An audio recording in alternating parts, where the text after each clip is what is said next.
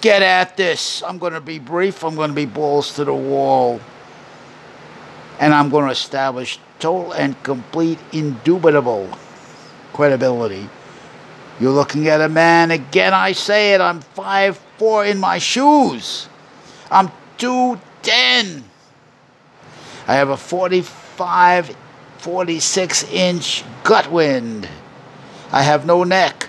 I have a big Humpty Dumpty head. And gross features, large gross features. I am proven to be ridiculous to look at. I have been labeled a dwarf, a troll, a gnome, and never fought back and turned a cheek on that bullshit. Now let me go even further to establish who your stranger is and who's doing the talking today. Had prostate cancer, radiation therapy, and ADT, which is the hormone treatment that eliminates, that takes testosterone down to castrate level. But what they don't tell you, when they say it kills the libido, kills the sex drive, this is what I mean by talking in generalities, and nobody's smart enough to go beneath those particulars. Nobody has the time. Nobody will give the time. You only have 15 minutes to make a decision. 15 minutes of the professional. I know what I'm talking about. How are you gonna get all this stuff out? How are you gonna talk to somebody? Not a sex medicine doctor. Well, here's what happened. Man, I didn't realize when that radiation hits, it takes out the seminal vesicles. When it takes out the seminal vesicles, no ejaculation. That's it. It's over. And I thought I could sneak around that with radiation. Perhaps it could be possible to sharp shoot with proton target better and spare the seminal vesicles, spare the ejaculative ability. But it has to be, of course, a total kill. But on the other hand, if the risk factor is too high to do that, one of the first places the prostate cancer goes to are the seminal vesicles. So you have to take them out. And what happens is the radiation dries the seminal vesicles out. You don't know that as a layman. You wouldn't even think to ask such a question. But I'm telling you, but it does something else. They don't tell you this. One, it separates the brain-body sexual connection. When he says it attenuates the libido or the sex drive, that's what they'll tell you. Bullshit! There's a lot more than that, buddy. It's the perfect sterilizer. You're totally sterilized. Now, in my case, I was suffering from severe ED. Severe ED, erection problems. But what happened was the ADT, the hormone therapy, to shut down testosterone to zero test. As a consequence, it shrunk my testicles to nothing. It shrunk the shaft of my penis to nothing. That's the truth. That's the truth. And what it does worse than that is break up, destroy, obliterate the brain-body connection. So if I get sexually excited in my mind, my body don't do nothing. My body don't do nothing. It doesn't respond. There's no feedback, biological feedback cycle between the two. Let's get into it. Let's talk about it. Let's talk some facts here. What happened when I masturbate? If I attempt it, I can only last a minute or two and then I go to sleep because there's no body support. And if the body does not support... Now, I'm not a medical person, so I'm putting my 2 cents in. It may not be worth anything, but for what it's worth. When the body doesn't energize or support what the mind is fantasizing, watching, taking in a good porny, and identifying what I'm seeing, doesn't work. And you know, the reason you're watching a porny is to see fantasy. It's fantasy, man. That's all it is. It should not and cannot be implicated in any way in producing any kind of adverse behavior. That's bullshit. That's according to the individual. I tell you that for sure. The advantage I have, of course, being totally castrate, impotent, sterilized, is that I can look at a woman, I can talk to any woman, and trust me, it's strictly philosophical. Not agape, not that agape bullshit. The Christian, Judeo-Christian agape bullshit, I'm not talking about that. I have too much background behind me. Psychopathia sexualis, Graf von Ebling, Dr. Freud, Wilhelm Reich, Marx, and on, that say bullshit to the Christian, Judeo-Christian right morality and ethics. Can you imagine? Listen to something like this.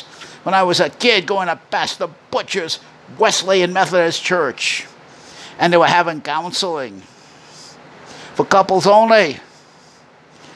No, with couples, but mostly you had to be married for the moral turpitude.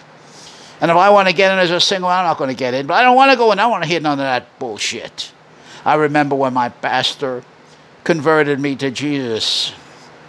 Now, I am with Jesus, but not in the sense that Michael Pence, your vice president, talks about Jesus. I have a different conception. I'm talking about the Jesus of the 12 stops, the 12 steps to Golgotha, to the cross. That's the Jesus I'm talking about. I'm talking about the scoured Jesus. That's the Jesus I'm talking about, who got beat up. And I'm talking about the Jesus who is clearly innocent, perfectly innocent. Whether it's true or not, whether it happened according to the way the apostles tell the story or not, still, the story is so compelling, so powerful, that it demands a very serious approach. And that's what I give. When anybody talks to me about religious matters or philosophy, I'm very serious. I'll get down with you. I'll get very serious. But if you try to bullshit me, if you try to dance me around or waltz me around, I'll call it out. I don't want to hear none of that bullshit. If you want to talk seriously, that's another thing. But if you want to propagandize, if you want to force your agenda, your sermon on me, bullshit. There's so much propaganda. What we see around us, in my opinion, I'm talking on it, is partial truths, a war of partial truths. Politics is a gutter fight. It was at Hitler's day, it wasn't Stalin's day, and it is today. Nixon understood that. It's called real mock politics. John Kennedy, in my opinion, was a hypocrite. What do I mean by that? Photogenic John, media darling. Bullshit! And this clown Trump. Bullshit! But what I like about Mr. Trump is he's a street fighter and a hard counterpuncher. And that gives me a sense of reality about this man. I'm not talking about the teleprompter Trump. I mean the Trump on the stump. The real guy is talking without the teleprompter and making all kinds of mistakes. But he can get away with it because he's good at it. And there's nothing wrong with that. Get it. You get a little guy like me, no appearance, no personality. All the women's turn me down. They do it with relish. They put me in pillory. I'm brain for everything. I can be called a pervert, a predator, and I haven't even done anything. A proof of it, I spoke to a veteran cop, and he took a look at me, saw my behavior, and he said, Guy, I could accuse you of anything. Doesn't have to be true, but I have the authority. I have the appearance. I have the backup. And I could make it stick, even though it's not true. What am I saying? It's all a power struggle, man. Who has the power, when, where, and how, and period. And how are you going to comport yourself to that? Sometime we have to lose. We get the hell out of there because we're taking a beating in the environment. Get the hell out. You can't win. The smart man knows when to give up the battle to stay in the war. Go back, come back with no, back down, back down. Now you take me for example. I have degenerative cervical spine disability, which means I'm a cripple. I can't use my shoulders and arms fully. I got about 75% of my shoulders and arms, and that's it. I used to be an ex-bodybuilder, but I did that wrong. I trained like a schmuck. I listened to all the bullshit experts that thought they knew what they were talking about. To a young kid, they didn't know what the hell they're talking about. They didn't know how to lay a foundation. Yes, if you drive iron, you got to lay a foundation. You got to do it right or don't do it at all. Take me, for example. I became a pecnic. That's a chest maniac. And I just trained pecs all day. No, all day for an hour or two when I'm in the gym. I did 10, 15 sets, only pecs. No arms, no legs, no abs, just pecs. And I thought in my stupidity, my naivety, I was stimulating my whole body to grow. Bullshit. You got to work the whole body. There should be no favorite body parts. It's called a synergism if you want to grow. And if you come in there and you hero worship the bigger guys, the mezzos, bullshit. Get into yourself. Get into your own workout, man. Do your own thing in there. Don't let anybody, don't compare yourself. Don't let anybody set your agenda. And you have no excuse, guy. You got yourself a camcorder. You can cam yourself. You can photograph yourself. The videos I like better because you can't deny a video. I can stop the action. If a man gives me bullshit, tells me what a great physique, I said, enough. I got my camcorder. Let's go into the posing room. Take your shirt off. Let me see what you got.